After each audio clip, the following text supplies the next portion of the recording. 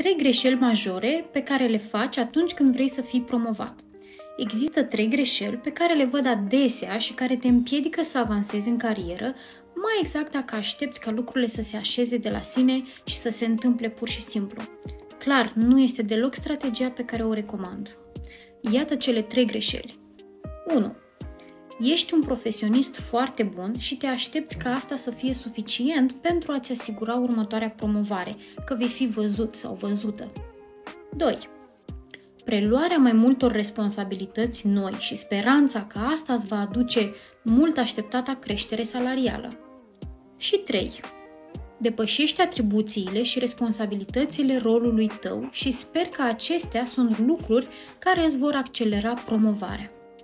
Problema majoră în aceste acțiuni este aceea că renunți la controlul carierei tale și îi lași pe alții să decidă dacă tu meriți sau nu promovarea sau mărirea salarială așteptată. Te bazezi prea mult pe lucruri precum poate o să fiu apreciată și remarcată de către șefi. Lucrurile se vor așeza de la sine. Sau trebuie să am răbdare, va veni și vremea mea. Dacă vrei să avansezi mai repede în carieră, ghiși ce? Trebuie să pui în aplicare un întreg plan pe termen lung. Planifică o sesiune gratuită de consiliere cu mine și îți pot spune care sunt cei 9 pași pe care să-i urmezi. Da, ai auzit bine. Sesiunea este gratuită, calendarul îl găsești în descrierea paginii mele. Pe curând!